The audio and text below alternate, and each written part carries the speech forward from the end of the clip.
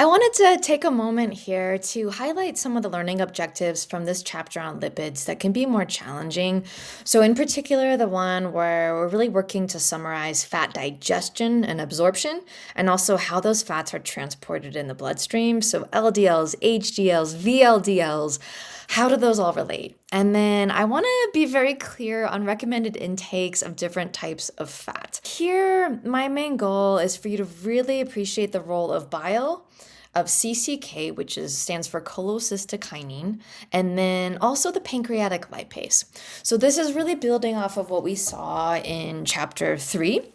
But now we're really just putting a spotlight on fats to make sure that their role in the body and how it's taken in makes sense. Okay, so in the small intestine, we see that cholecystokinin is going to be released, and it actually triggers the gallbladder to then contract and release some bile. So bile is commonly misunderstood. It includes a number of things. So it includes the bile salts. It includes cholesterol. So we have to have cholesterol in our diet and made from our liver in order to create bile.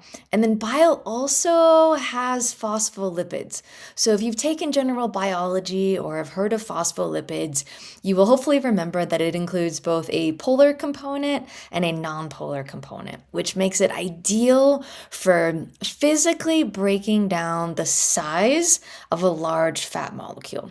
So bile does no chemical digestion. It's not breaking any bonds. It's not an enzyme, but it's rather doing mechanical or emulsifying types of digestion. And so with this image, they're showing a massive fat molecule here and these lipase enzymes coming and trying to access it.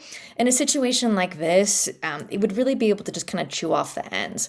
But when bile starts to come into the equation, what you see happen is that it breaks off smaller fat molecules so that the enzymes can much more easily work to break down those triglycerides. And when we break down triglycerides, we're typically going to get freely floating fatty acids and then also monoglyceride.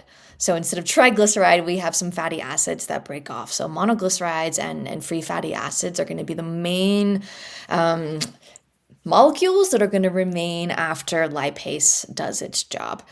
We have lipases. The main lipase that I'd like you to be aware of is the one that's going to be imported from the pancreas into the duodenum, so into the first part of the small intestine. So bile imported from the gallbladder, and its function is to emulsify or mechanically break down fats. So once those fats are digested, then we can think about actually absorbing. So remember, the process of absorption is distinct from digestion because now we're actually interested in bringing those nutrients out of the lumen of our GI tract and actually bringing it into the body per se. So bringing it into the blood or the lymph. And if you consider the fact that fats are going to have a non-polar or a fatty component to them, we're going to they would be repelled by the predominantly polar composition of our blood plasma. And so we see that in the small intestine, we're going to be able to absorb fats through these molecules called micelles. And so what you're really seeing here are some of those bile salts that have attached onto the fatty acids and to the fatty components. We're going to be able to bring that across the lining of our small intestine. We're going to be able to bring it across the lining of our small intestine. And then you're going to see things like our Golgi apparatus working to combine the fats with some proteins. And so here we have the first time that I am mentioning a lipoprotein. So it's literally fat protein. Chylomicrons are one example of a lipoprotein. And so it's going to be these chylomicrons that are going to be able to enter into our lymphatic system, into these specialized structures called lacteals. And so to elaborate on lipoprotein, so just starting off here, chylomicrons are this massive molecule shown in purple. And if you look over here, you're going to see that the breakdown of proteins, cholesterol, phospholipid, and triglyceride is really distinct from VLDLs, LDLs, and HDLs, in that it's going to have a lot of triglyceride. It makes sense. This is our first stop, so to speak, coming from our digestive system. And so we're going to have a lot of triglycerides in that form. We still have protein, it's still in there, but it's going to be a much smaller component percentage wise than what you're going to see for our HDLs, which are going to be almost half protein. LDLs, what is that, about 20% protein? But you're seeing that the cholesterol is biggest in the LDLs. The protein's going to progressively get larger. And conversely, the triglycerides are going to progressively get smaller as we move from the chylomicrons to these VLDLs, very low density lipoproteins, to the LDLs, and then finally the smallest are going to be our HDLs, our high density lipoprotein. And hopefully that name makes more sense. It's highly dense, so it's going to have much more protein than it will triglycerides. And so fats are typically going to take up much more space. This is one of the best depictions that I've ever seen of these processes. I don't want to elaborate too much in this graphic, just since you have access to it. I move my face here. But I love that it shows like the initial import of the chylomicrons into our small intestine. It shows the fact that a lot of those dietary lipids are going to be immediately used for a lot of our body cells, and then we're going to end up with smaller chylomicrons than what we started with. And then it's going to go to the liver. Conversely, you're going to have some, especially the smaller fatty acids that are going to be able to go straight to the liver after it goes into the lacteal. So it'll go lacteal, which is our lymphatic system, then into our blood, and then to the liver is kind of how that works.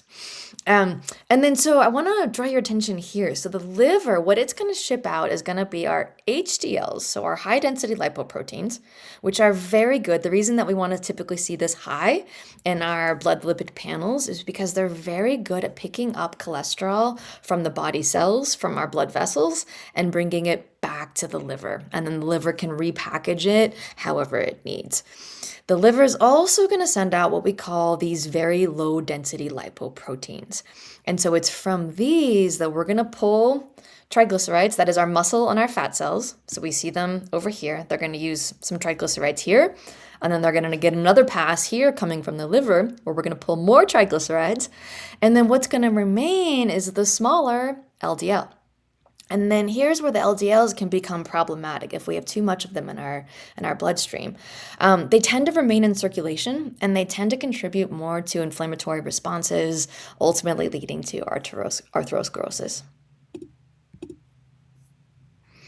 And so with that, you can look at this lipid profile on the left side in more detail on your own time if you're not familiar with these. But these are pretty typical values that are given that a physician would want to see for triglycerides, cholesterol, LDL. So current US diet contains way more solid fats than we know is ideal. We have done a pretty good job of getting rid of trans fats. So even fast food restaurants have been advised to get rid of trans fats. The thing that I would say is most confusing is cholesterol. So there's been a debate over the years about whether or not we need to avoid cholesterol in foods or if it's okay. Where we've landed is that what the science tells us is that dietary cholesterol has very minimal impact on blood cholesterol. So that is to say, if you were to eat eggs, which are a food notorious for being high on cholesterol, on a regular basis, let's say you had 3 or 4 eggs, that does not directly translate to high cholesterol in our bloodstream. For that image that we just saw, I think is a great example as to why. We repackage, we break down those foods that we consume. Our digestive system is going to work to repackage it into those chylomicrons, and then those are going to be shipped out. Our liver comes into play. So there's not a direct translation between the cholesterol that we eat and the cholesterol in our bloodstream. And I just want to be really clear with that. Cholesterol in and of itself gets a bad rap. And so cholesterol is really referring to this very particular ring structure that we're seeing here. We have to have cholesterol. So most of the cholesterol is going to come from animal products. And so If a person is vegan or vegetarian and eats very little animal products, what we see is that their liver just ends up producing more. So it's a little bit of a negative feedback process here. Or if somebody is consuming a lot of cholesterol in their diet, their liver would make less.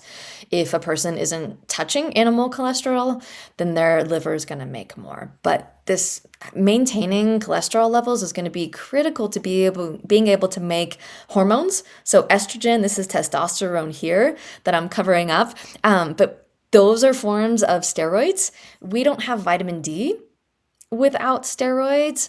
So, and we don't have bile acids to break down fats in our diet for energy without steroids. So very, very important to our overall diet. And then lastly, I pulled these Time cover magazines. I appreciated that Time in 1984 was, kind of bashing eggs, and then in 1999 they said, wait, they kind of played off their earlier cover and corrected themselves. And so current recommendations, 20 to 35% of daily energy from fats. This is a range. These are general guidelines for the general population. But what we are seeing fairly consistently is this idea that less than 10% of our overall calories should come from cholesterol. Sorry, just trying to move that. So this is showing overall calories in the day, the approximate amount for overall triglycerides, and then that saturated fat intake should really represent less than 10%.